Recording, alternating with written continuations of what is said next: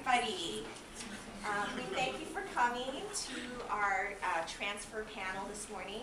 There are staff members and students from the University of Utah and from Salt Lake Community College.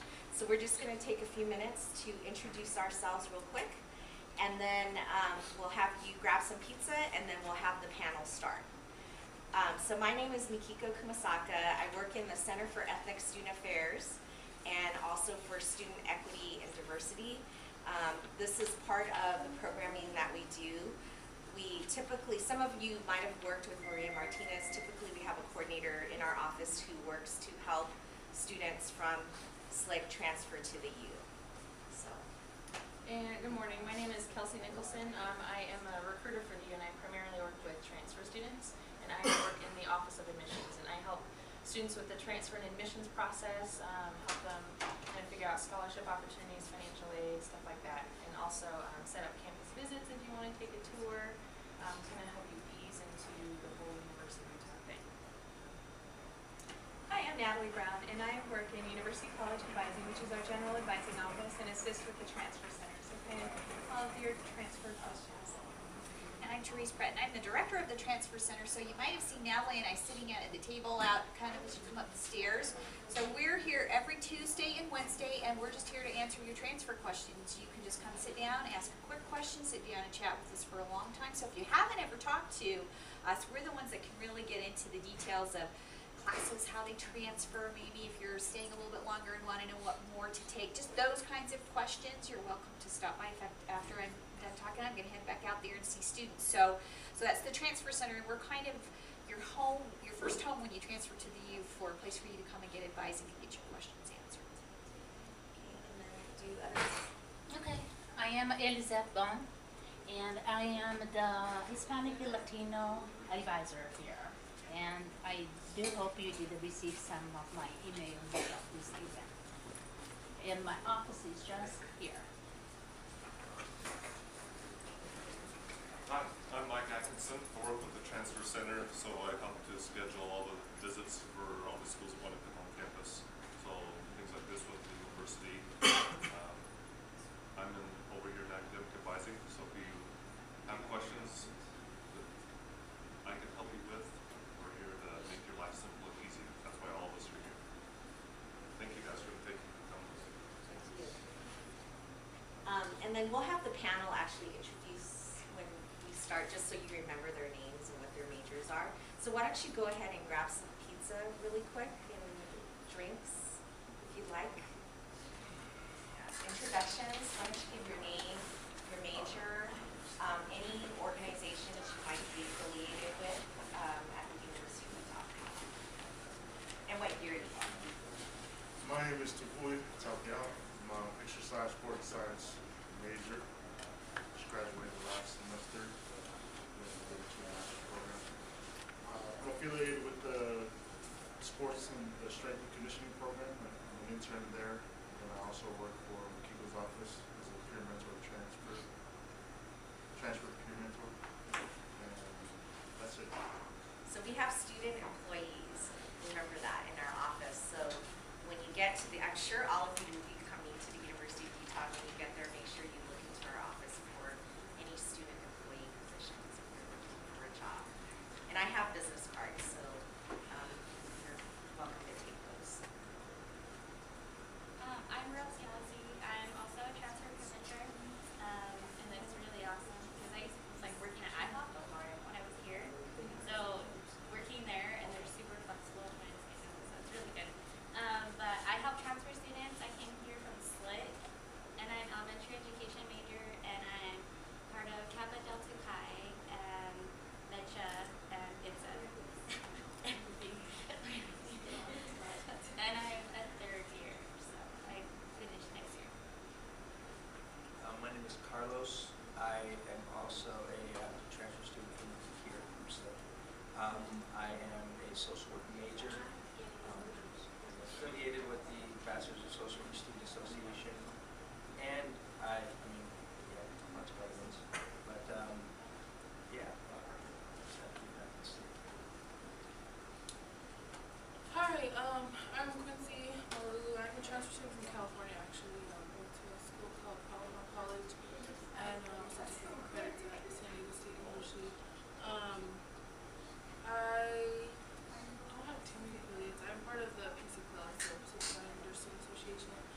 And then I also participate in the new rugby club, the Women's Rugby Club. That's right.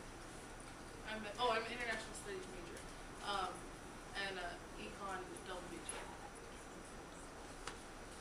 Good morning. I'm Itike. I'm technically a junior at the University of Utah. I'm studying health promotion education with a minor in nutrition. I transferred from the College of Eastern Utah, which kind of doesn't exist anymore, but yeah, I transferred from Southern Utah and I'm here today. So, how did you prepare for transferring to the University of Utah? So what did you do, and if you could change what you didn't do or did do, what would you do in hindsight? Does that make sense? Great. We'll start with Louis. I talked to a lot of people. I talked to the academic advisors here. And she retired early, and then student relations helped me out, and I also went up to U and looked for the person that I needed to talk with about the major that I wanted to go to. So I went and saw an advisor up there at the U a semester or two prior before I transferred up there, just to make sure that everything was going to transfer and everything did. It worked out well. I'm the opposite, I guess.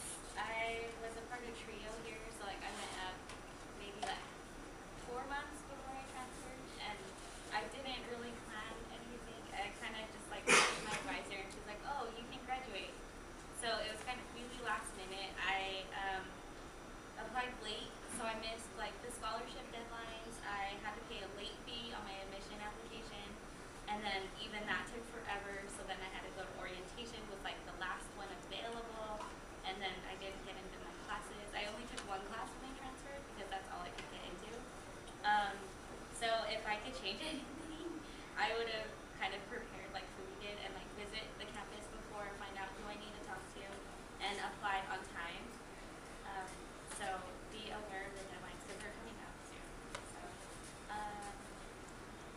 And that's what we're here for. We're here to help you plan ahead. So I'll be mentioning another event that you'll be interested in attending, which is next week, and it's a fee waiver event to apply to the university. I think my experiences mirrors Foodie's. I went up to the U early. I was very involved here at Salt Lake Community College, which linked me to the right people with whom I needed to talk to. Yeah, when Maria was here, the coordinator, hopefully we can get a coordinator soon. Right. The coordinator was very helpful for me. Very, very helpful. I didn't prepare at all. Coming to California, it was really hard. I came in blind, which you guys are fortunate not to go through that. But yeah, I wasn't prepared financially. I wasn't prepared. Like I didn't know what my schedule was gonna look like. I didn't know anyone. I didn't really know how to contact anyone. So it was like the hardest thing ever. So don't do it. Use your outlets that you have here to make it easier on yourself. Because it was definitely hard and affected me academically pretty bad the first year at the U. So unlike most of them,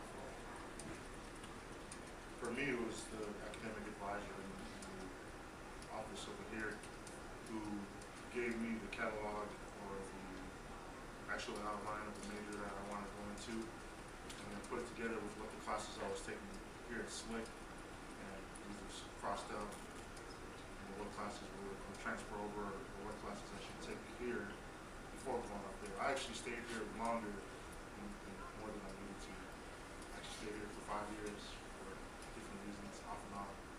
But having done that, I knocked out classes that were going to be double the price, or the classroom size was going to be about 300 students. So it paid off staying here a little bit longer, even though some students would rather go up there as soon as possible. Then you got to look at financially, is it really suitable for you to stay out there a little bit longer so that it's not so costly? But, so I mean, the semester, 12 credits here would cost you about $1,500. Up there it would be close to $4 grand. So you got to weigh your options. A lot of people want to get out of here because it's not as cool to be at SLIC. I'm a former Bruin and I'm glad to spend my time here wisely. For me, I would definitely recommend for anybody here to go to CESA, which is the Center for Ethnic Student Affairs. And like, I still have one advisor. I went to him my first visit at the U, and I was like, I don't know what I'm doing. Like, I don't know how to get home because I rode the tracks there, and I was so lost. And he like sat me down and he helped me figure out the track schedule.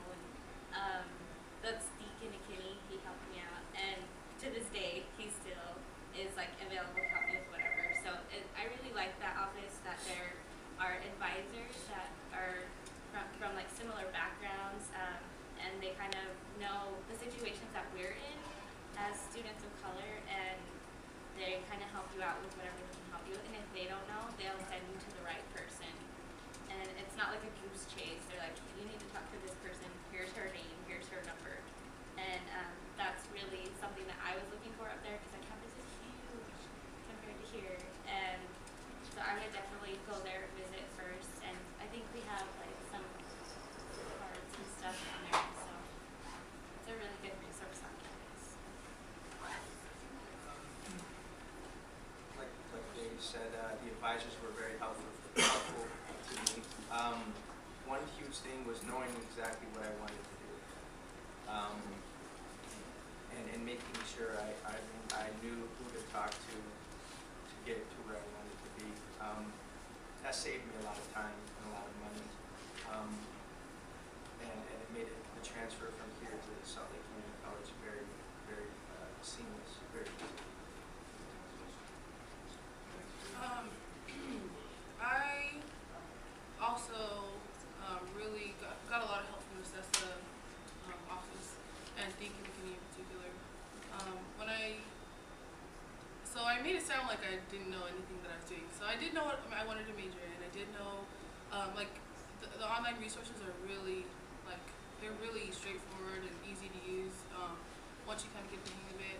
So I had an idea, but one of the people that I first met, they introduced me to Deacon McKinney. He's really helpful.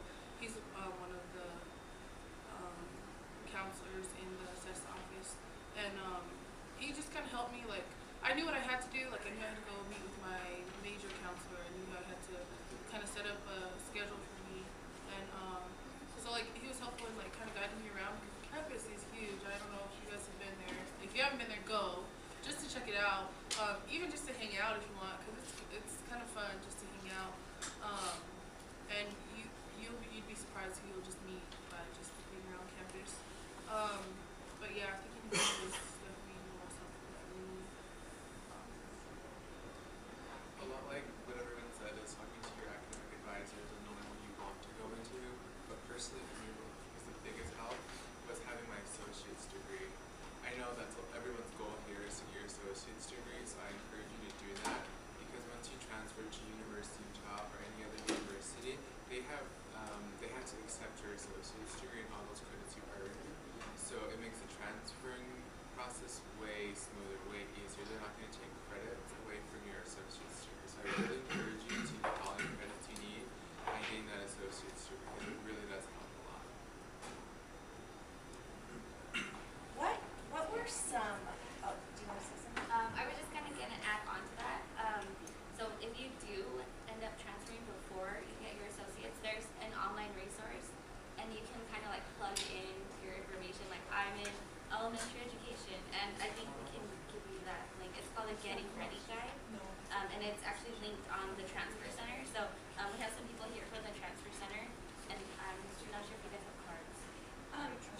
actually have that link right at the table out Oh, here yeah. by the stairs.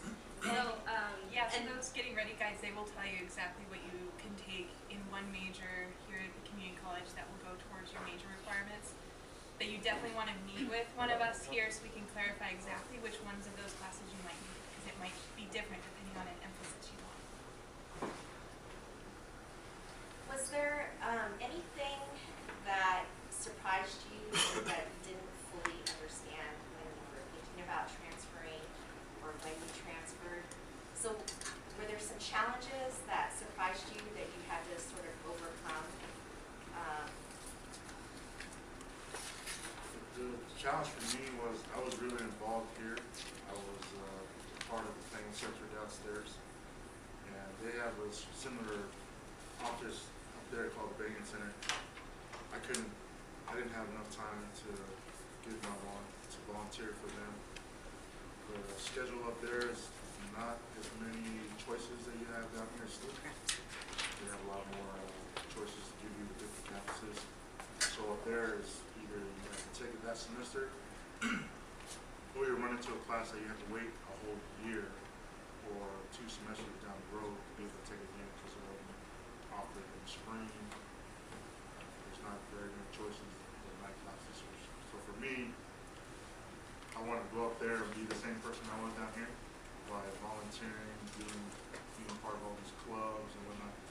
But I couldn't because of the class load was for some reason I could say more busy, harder, or whatever it was. It just wasn't. So that was a big challenge for me.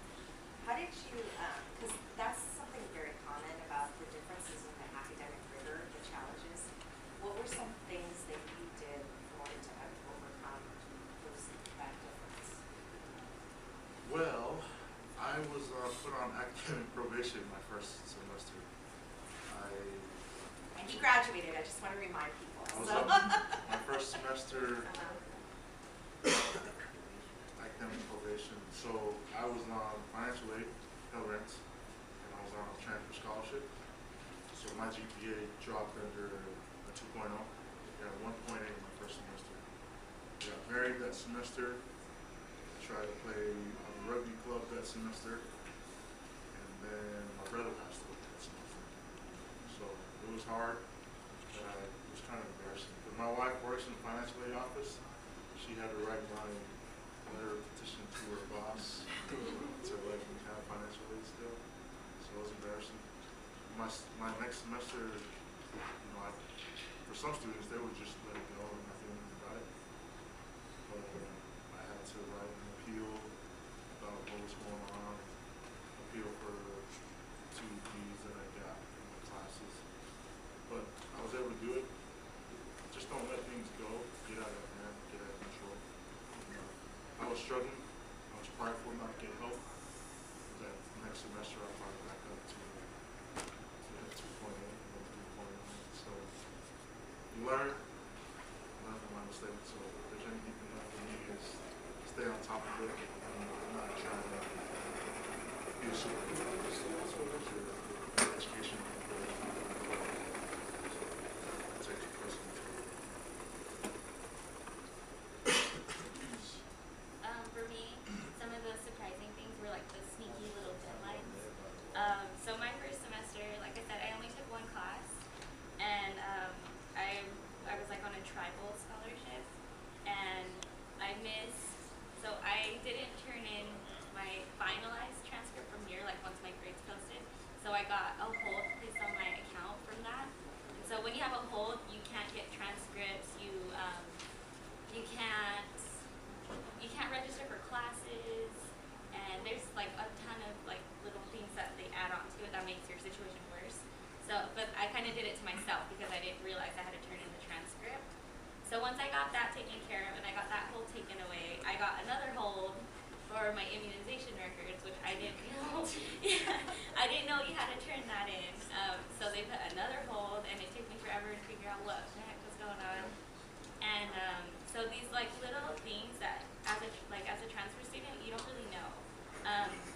And so that's kind of the cool thing about my job right now. We are working with other students who transferred, and we're gonna like make a checklist of things, those little things that might trip you up.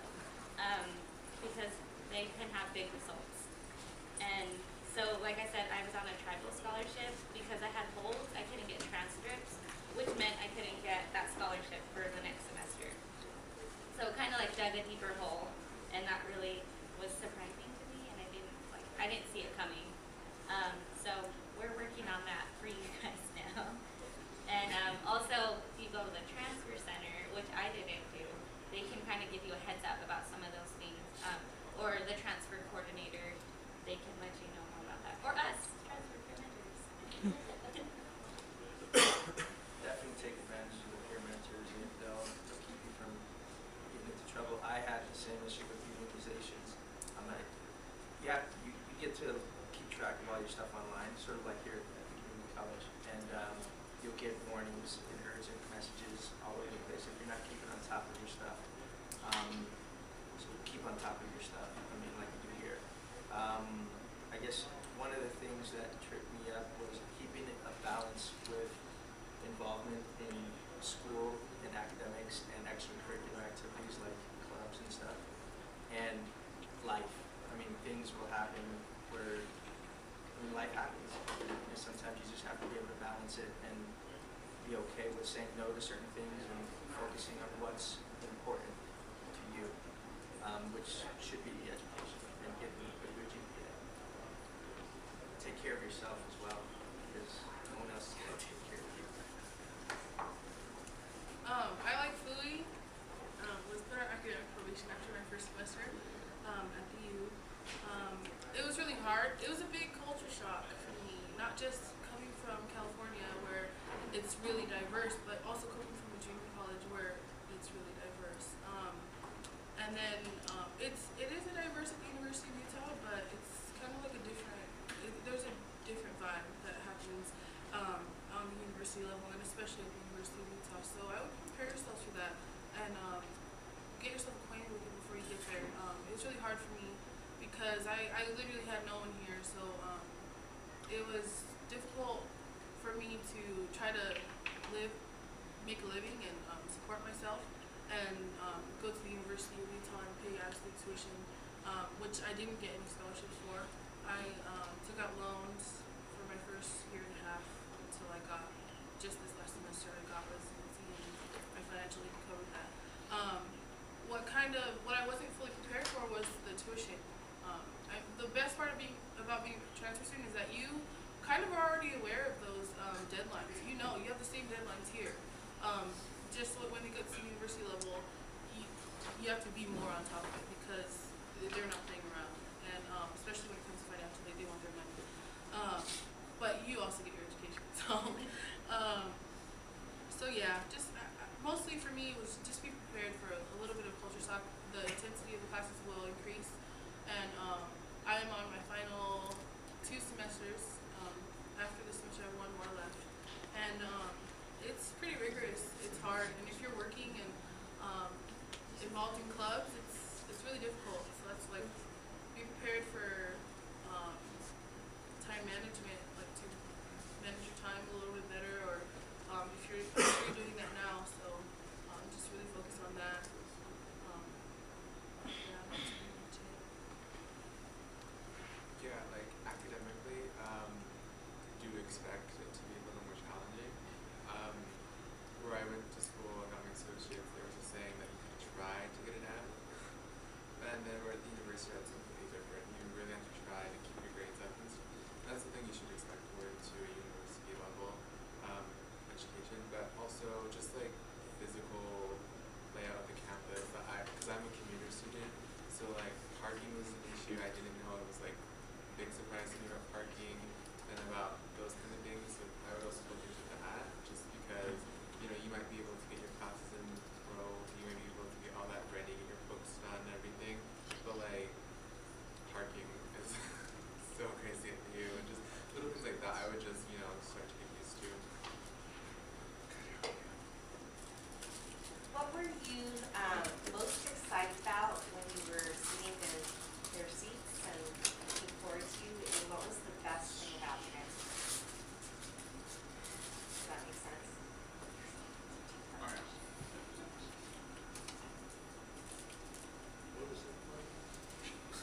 Like what, well, especially because you graduated, so you really know, but what were you the most, like, what was the best thing about transferring, basically?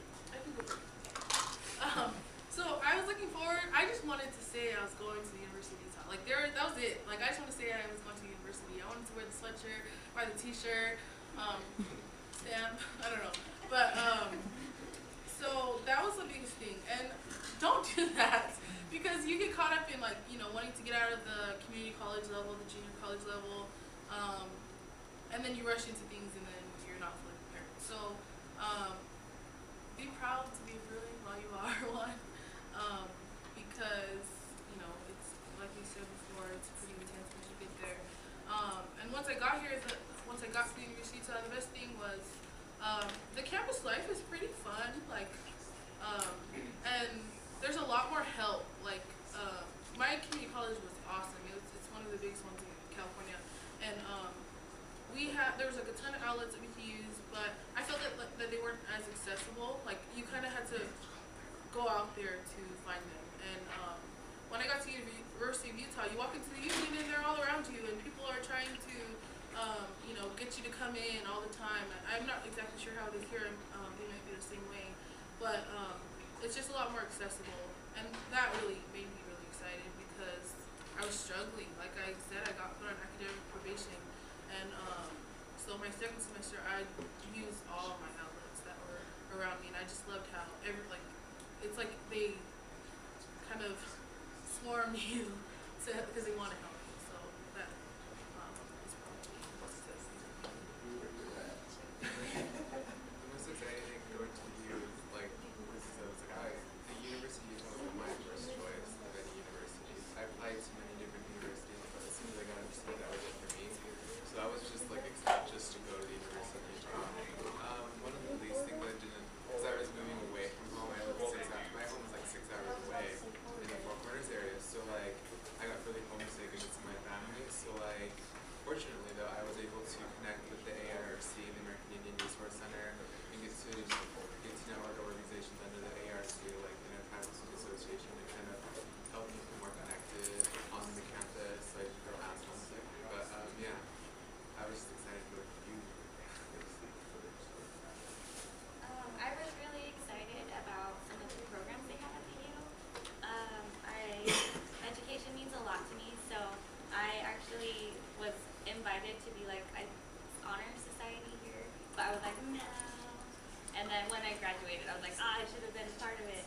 But at the U, they actually have an honors college, and they offer like think tanks where the whole semester you're like working on this problem in the community, and as a class you kind of come up with a solution and you actually like implement it, and you get paid to be in that class. So that's some of the things they do. I was in a class last semester where we were going river rafting, and now it's with my major, it like double counted as stuff. So I actually took some classes. All I had to do extra was like work with a student one-on-one. So that was good not only for like my resume, but it was also really good for my career. Oh, okay, sorry. It was also really good for my career option because part of what people look for when you apply for a job is what's your experience? What have you done in this field? So through the honors college, I've worked with students. I have an ongoing tutoring kind of position that I started as a part of this class, and I've just continued at it through the whole time, and I'm still there today. So it's just really helped me kind of go above and beyond like what I had here, which I had an awesome experience, but I kind of just like excelled in this 10 times better here. Just like Quincy, I was super excited just to say that I was going to the U. I had already envisioned myself graduating with a master's in the field that I'm in. So this is just another step for me to get to where I need to be. But just getting that letter saying that I got into the U was pretty exciting. That was probably the best feeling that I had. And then knowing that I would have access to other resources and experiences that I do have now is pretty, probably one of the best things.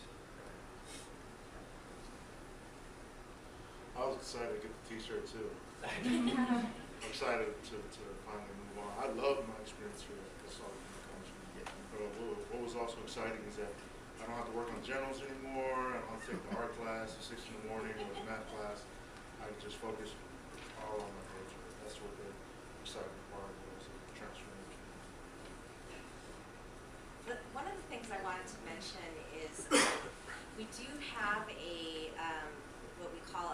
sponsorship program at the University of Utah. And it's for students who would not have traditionally been admitted because of a variety of reasons.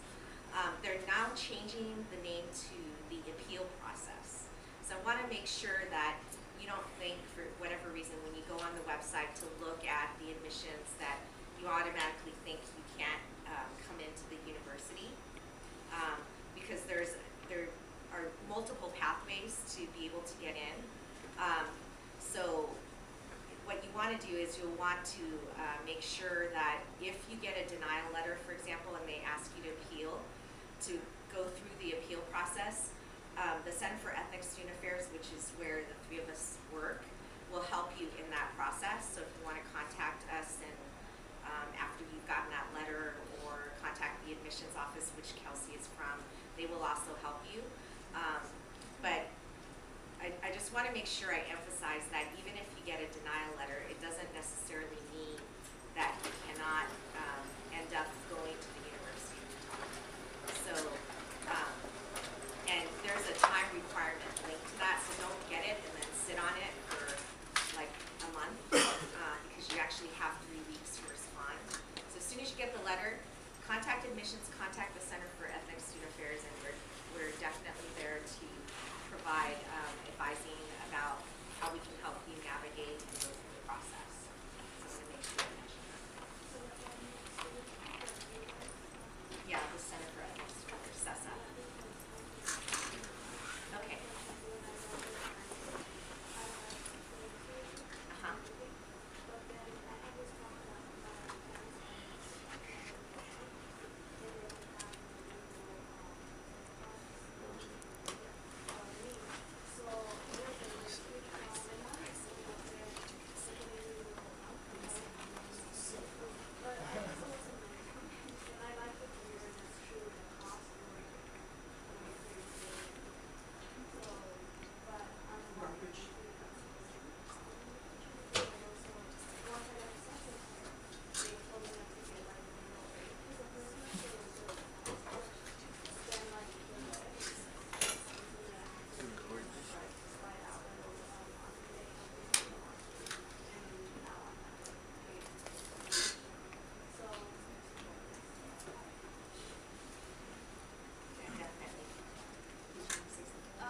Just kind of with that 5%, the appeal process that we were talking about, we actually, Fuli and myself, we TA'd a class, and it was a really fun experience. The class, it was about transnational education, so there was kind of this aspect of education, which ended up applying to everyone. We have nursing majors and stuff, and they really applied to them and they connected with it. But we also, in the class, we talked about, oh, hey, there's an immunization thing coming up. You guys need to turn it in. So that was also a good thing that the class helped out with. And it's open to everyone. So if you're transferring and you think you want that extra support, you can sign up for that class. And it's Ethnic Studies 5811.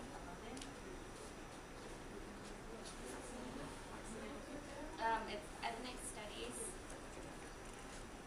And it's a small class, so there's only about 25 students max. Last semester, I think there were 22 students we sponsored. So 20 of those students were part of that 5% sponsorship. So they initially got a denial letter, and then we helped them through the process to be able to get admitted into the University. So there are some specific requirements. There's a course you have to take, there's advising that is connected with it. And so you'll definitely, if that happens, please contact our office. Okay, so at the University of Utah, when you came across a problem that you hadn't come across at SLIC or at your community college, did you know where to find the answers? And if you didn't, how did you find the help? I was fortunate. I was baby through the process. My wife works there, like I said. She did most of the stuff for me. That does help. She wrote a few of my scholarship applications as well. Uh-oh.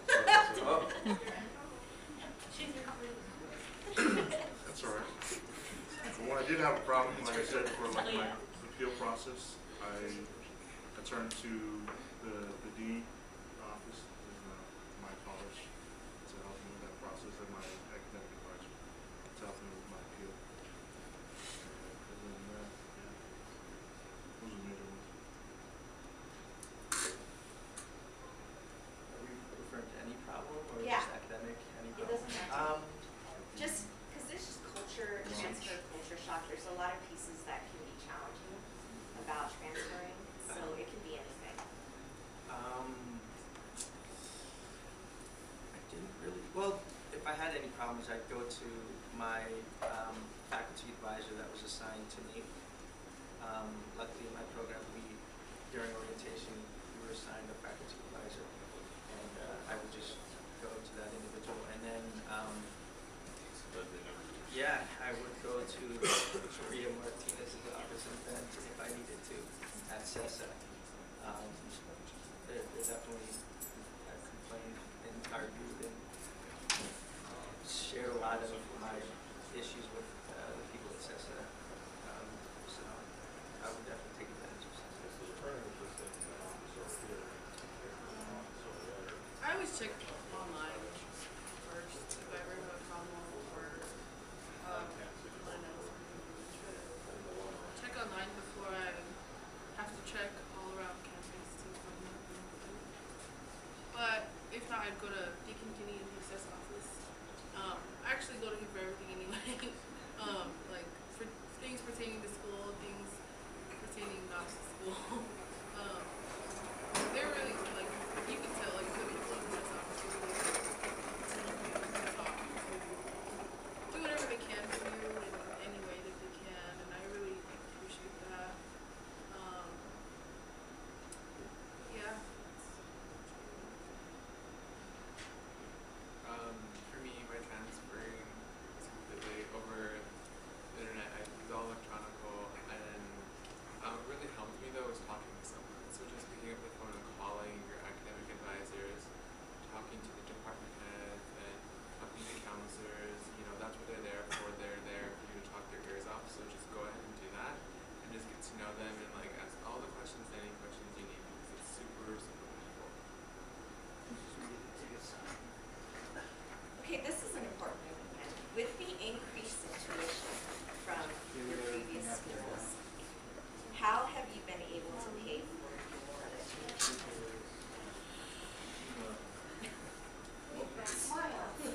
My first year at U, I had a transfer scholarship, so they have a lot of transfer scholarships that were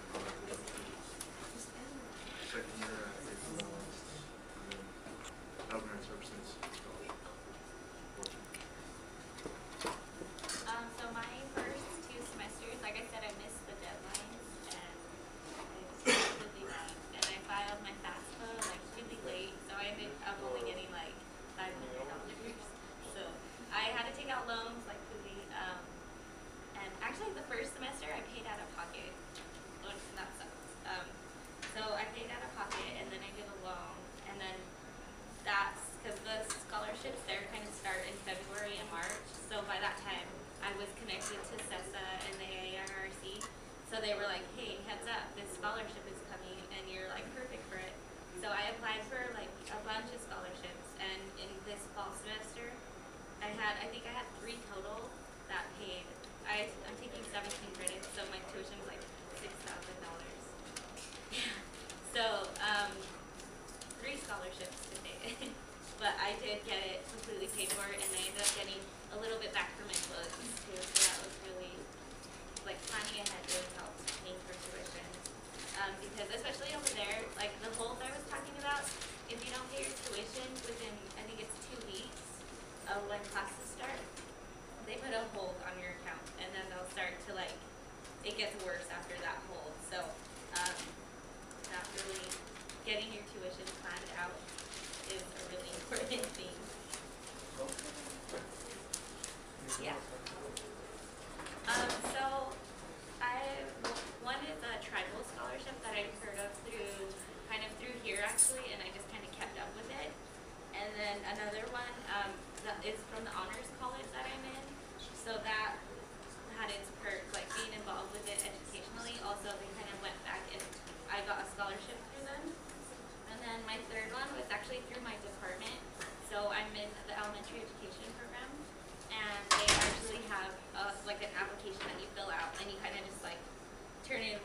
humongous application, and they kind of check.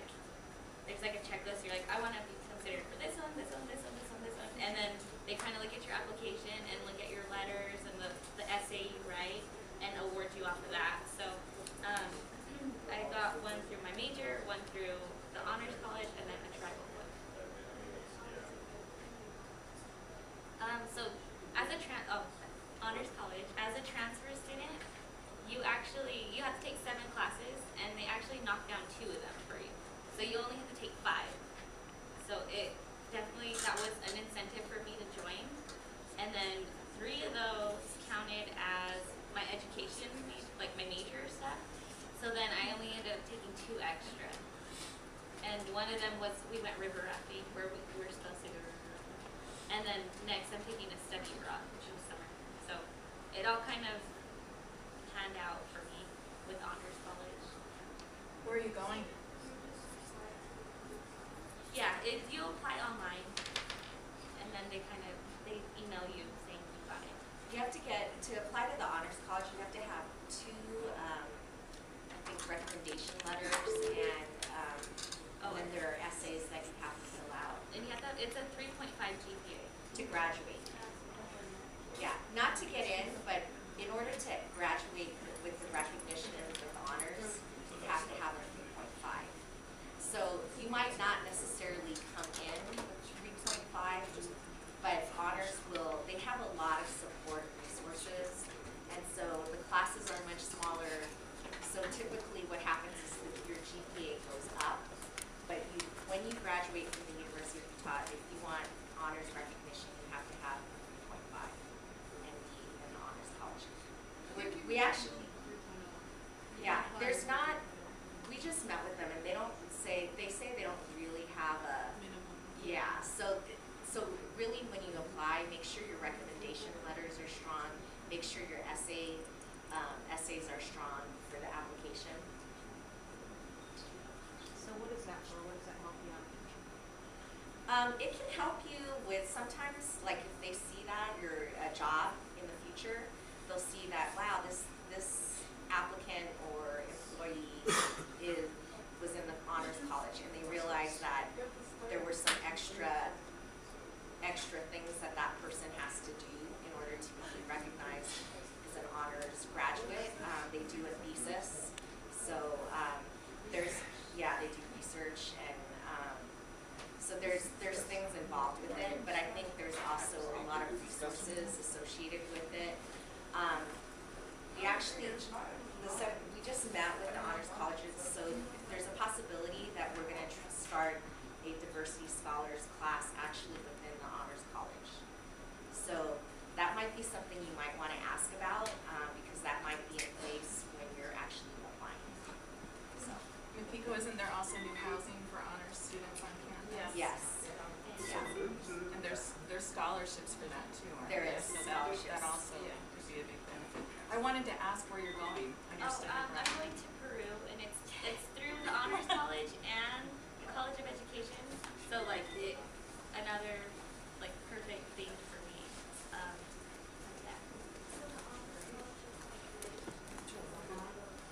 Yeah. So I think they have an online a website through the U of U website, and it says the ones that count for double. So there's one for architecture, chemistry, math, and education. There's a few other ones too, but anybody can, it doesn't matter your major, but just only specific ones count as double. And that's all.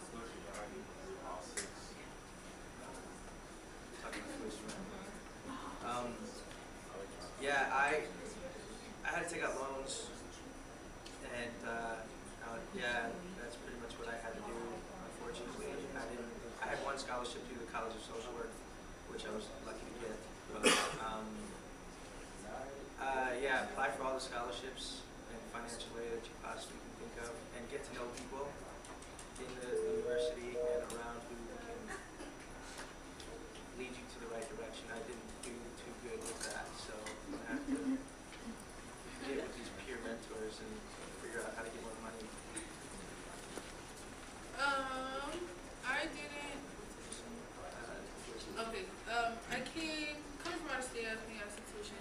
It was like anywhere. My first semester was like $10,000, and this last semester I paid out of state was almost 13, just under $15,000. So obviously I don't have that kind of money, and I was too stubborn to like take a break because I didn't want to like not come back.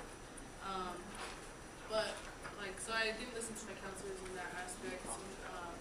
I took out loans. I qualified for the Pell Grant. There's two different kinds of loans, the subsidized and unsubsidized loans. And then I also had to do a parent house loan, which was my parents took out for me. And it was a lot. So don't do that. If you can avoid doing that, don't. But your tuition's not going to be anywhere near the 10,000 or anything like that. It's around 4,000. So now I pay, like this semester I'm taking 12 units, regular full-time student, and it was only about just under 4,000. So and it depends too whether you're taking upper division classes or lower division classes. So keep that in mind when you're registering classes and watch. It'll estimate your tuition. You can get an estimate online once you're registered as a student, or you can just go to your financial aid office and get figured out for you. They're really helpful and easy, but sometimes the lines get long, especially at the beginning of the semester. So try and get it done as soon as possible. So definitely, I recommend doing applying for all the scholarships you can. There's so many different kinds. I too am doing a studying abroad. I'm doing a whole semester abroad, and because my study abroad is it's part of my major, and the one I chose is not a traditional study abroad. I'm not going to an actual university. It's an independent study abroad, and I'm going to Samoa. We actually do go to 4 different Pacific islands, so it's really expensive. And to fund that, I've been applying for tons of scholarships, especially if you choose to do a study abroad, which I urge. I'm so excited for it. Yeah, there's tons of aid. And my in particular program, because it's non-traditional, they match whatever like financial aid through like if I get a Pell Grant, they'll match it. So it's really nice. And there's tons of outlets like that. If that's something you choose to do. Yeah, apply for scholarships. Make sure you do your FAFSA early so you don't get stuck having to pay your tuition, then file your FAFSA, and then get reimbursed later because it's just not fun. And it puts more stress on your academic. So if you apply for, like, say you don't apply for FAFSA before the semester starts, you're gonna have to like pay out of pocket and take out loans.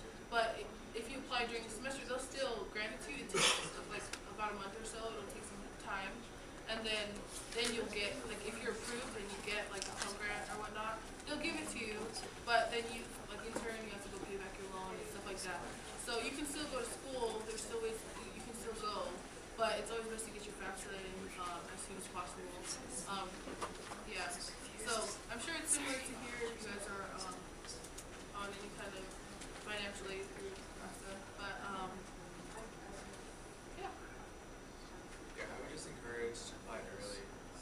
Early never hurts anyone. I applied really late and I wasn't able to get the scholarships I wanted or anything like that. So my last semester, my first semester here, I actually get all out of pocket, which is fun. And so I encourage you to really apply early and just try to find any scholarships you can find. If they pay out like maybe $100, don't be discouraged because that's $100 you don't have to pay. So just apply. Okay, before we go to the next question, I want to make sure, because I know some of you need to go to work or classes. Are there any other questions that we haven't touched on that you have about the transfer process? I have, what's the GPA and 2.6 is, well, are they doing, It hasn't changed yet, so right now it's 2.6. okay, for right now, 2.6, but the University of Utah is changing their application process, so they're going to holistic review. But for transfer students, it is 2.6 at this time. But like I said, if you are below a 2.6 and you get a denial letter, make sure you contact our office or admissions to talk about the denial process so that we can sponsor you.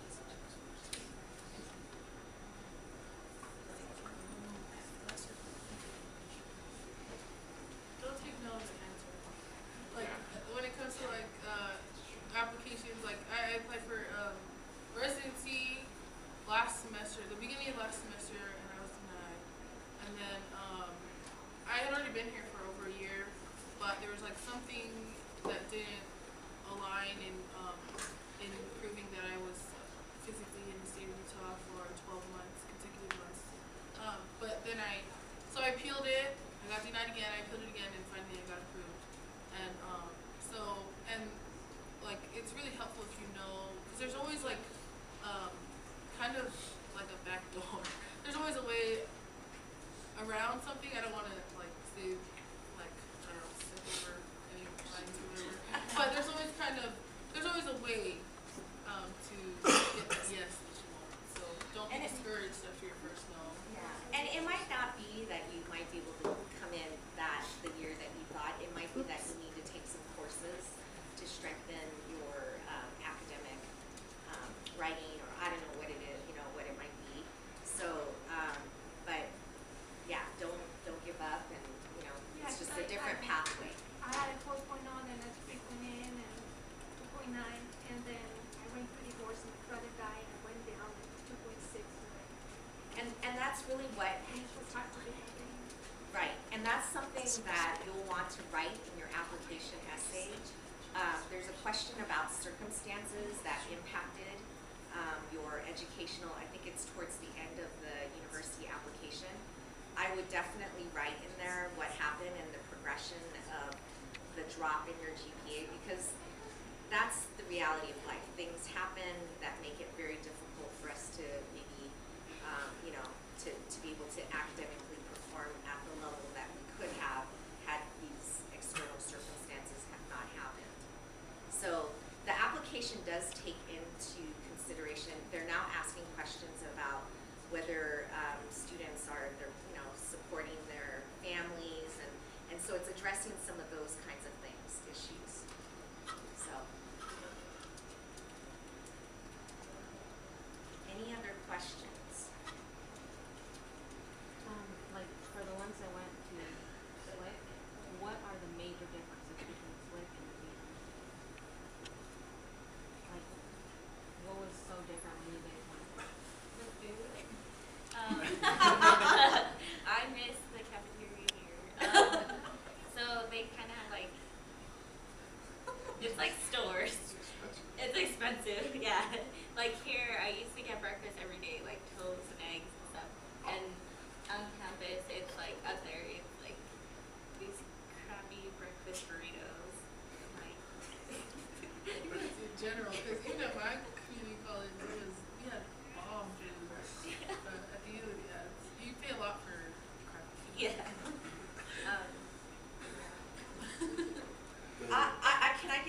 I have breakfast down there like almost every day. I would support Charles. No, yeah. I actually like it. It might be very that street food, but That's what I was looking for. Chartwell's does offer a lot of things for students. So if like you're vegan or vegetarian, they do work with you and stuff like that. They give dietary restrictions like gluten free or lactose free. They do help you. It might be pedestrian food, but it's safe food. Oh, let's see.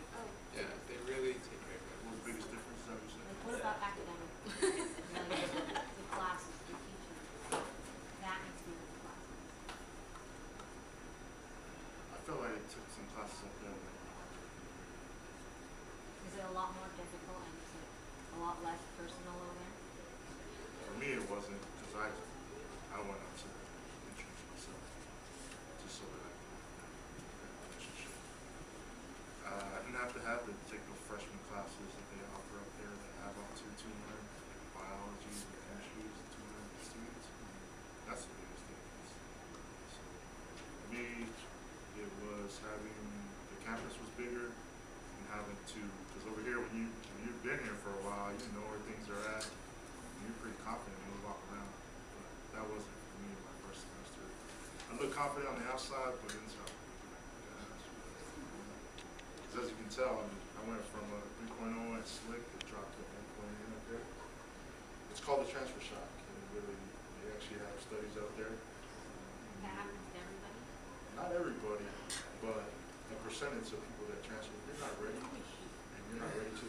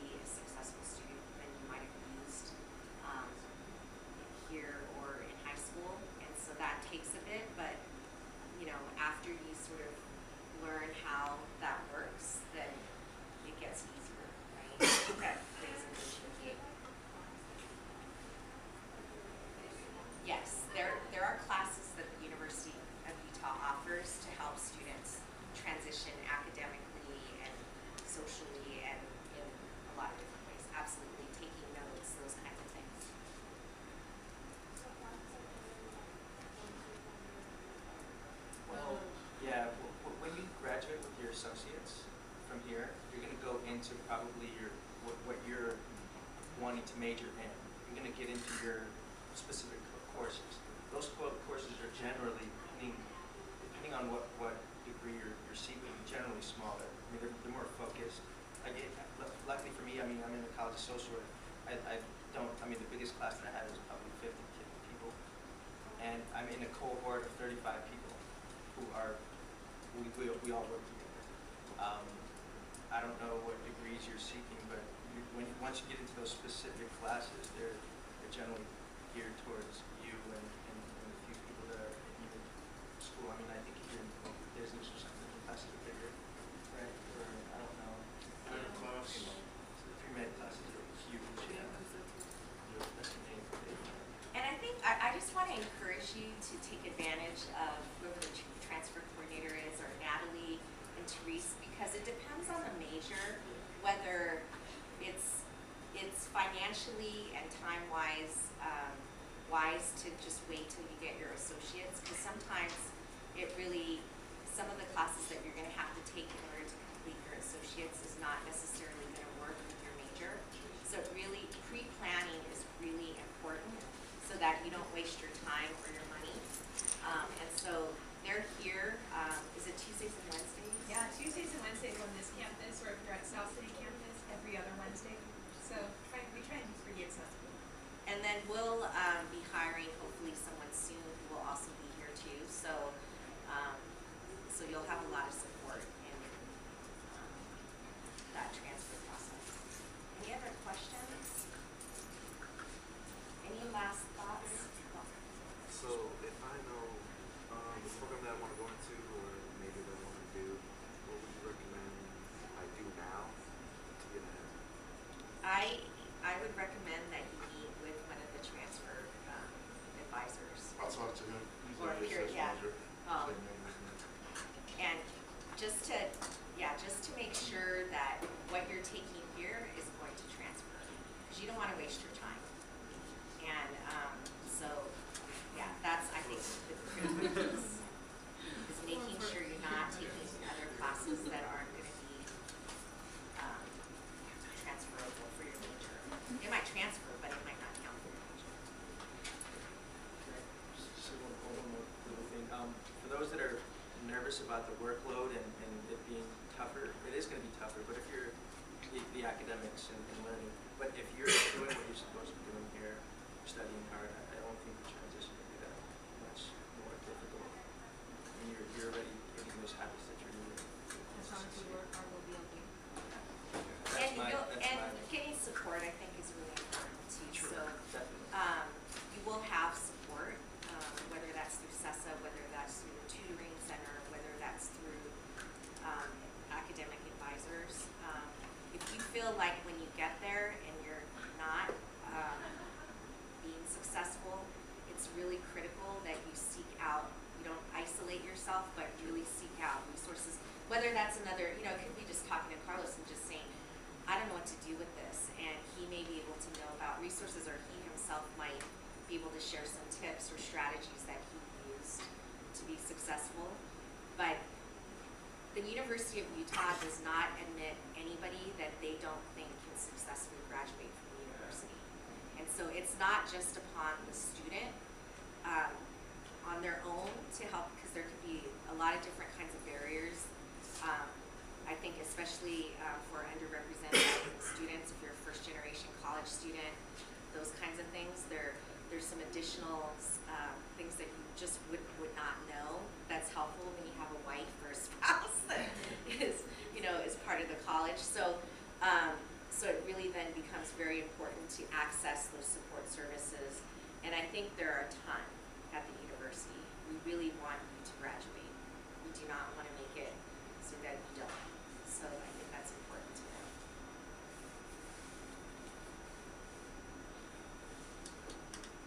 Okay. So I think the only thing that I want to do is I want to let you all know that we are going to have another event next week, next Wednesday, at the same time from 10 to 2. And it's going to be a fee waiver event. So, Kelsey, do you want to talk about the event? Because I've never participated in it. I just know in general. For transfer pay for the transcripts. And then if you're planning to do that and you didn't, report to the advisor, you can come to my office here and give me your ask number and your name, and I'll be more than happy to do that for you guys. Thank you. So did everybody get a chance to fill out one of these contact cards? Does anybody not have one? Okay, so this is just a really good way to kind of stay connected with us. We'll let you know events that are coming up at the U for transfer students, important dates and deadlines. It's a way to kind of stay connected and in the loop with us, so definitely make sure you fill that out. Did everybody also get did everybody also get one of the transfer guides from the back table? Looks like this. This is a really, really handy resource for you. This talks about, just kind of cool stuff while we're awesome. But also it has information on approaching dates and deadlines, helpful contact information for the Honors College. It sounds like you guys have a lot of questions about that. There's a checklist that you can start following, so it lets you know exactly what you're required to do in the transfer process. So you can follow these, and there's also links for financial aid and scholarships. We had a lot of discussion about that. And where to find scholarships, that sort of thing. A really, really handy place to go is if you actually go to the financial aid and scholarship website off the U's main page. There's a database where you can literally browse through hundreds and hundreds and hundreds of scholarships available for students. So there are a lot of helpful resources to help you through this transition and through the transfer process. There's also contact information in the back of this for departmental advisors. So you guys talked about that a lot, how important it is to talk to your advisor at the U and here. So you can contact these folks in advance and start these conversations. What can you take here that will transfer up to the U? It might be to your advantage to get your associate's degree here, but it might not be. These are the kinds of conversations that you can have with advisors. So definitely take one of these. Do you all know who the staff are here to help you in that transfer process, or should we reintroduce ourselves? Okay, so I'm Mikiko Kumasaka, and I work in the Center for Ethnic Student Affairs. I have business cards, so if you want a card afterwards, feel free to grab one. And again, my name is Kelsey Nicholson. I work in the admissions office at the U, so I help students with the transfer and admissions process, finding financial aid and scholarship opportunities, student involvement, that sort of thing, scheduling campus tours even, so you can actually get to know where we are. I'm Natalie Brown, and myself and Therese Pratt, we're usually at the table right at the top of the stairs here, Tuesdays and Wednesdays. And we're academic advisors that really help figure out, what's the most efficient plan to transfer, what are your options for transferring, whether that might be an associate degree or a letter of completion, or what might be kind of the best option for you. And really kind of connect you to different departments like a departmental advisor and CESA advisors and people that would really be good resources for you as you're planning the transfer process. Me? Okay. My name is Elizabeth Bond. I am the advisor here at Salt Lake Community College, and I am in charge of the Latino Hispanic students.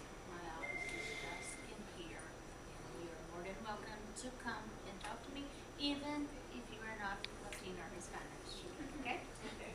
And anything that you need, any help, if you come in here, regarding transfer, we will give you the contact at the U. Are you always here? I am always here. My schedule is from 9:30 to 6 every day. Thank you. I'm Sadie Sosi. I'm the academic advisor, and I do general advising here at SLIC. My office is at South City. My general population are the Native American students. And I do have one question, and I'm going to address it to Rose. I heard that not ASOL, but ITSA is bringing in a famous person coming up there. Is that Adam Beach? Adam Beach, is he coming up? Yes. Is it ITSA or is it CESA? I think Oh, it's CESA. It's AIRC and some other. Yeah, I heard that. I heard through the grapevine. But he is coming. Yeah. Okay, okay. And what's he coming for? There is a conference, and I think he's going to be the keynote speaker, but we'll send you a flyer as soon as we get one. Okay. So, And Alan Beach, for those of you who don't know who he is, he's like this Hollywood movie star. He's a Native American actor. He played in, I can't remember what. Flags of Our Fathers and. was it Wind Law and Order? Talkers. I mean, he's played in a lot of stuff. Yeah. Joe Dirt. Yeah, thank you. Oh, and I'm Mike Atkinson, work in the Transfer Center. So if you want to come to the event next week, please RSVP. You can email me, it's on the flyer. So we can have a transcript available for you for that event. Thank you for coming. There is more pizza and drinks. Please get seconds or firsts or whatever you need to get. We thank you for coming. We will be hanging around, so if you have questions, that individual questions about getting into the University of Utah, please feel free to ask your mentors to be here or the staff. And one more thing, since there are 7 of you who stuck it out to the end, we have 7 giveaways.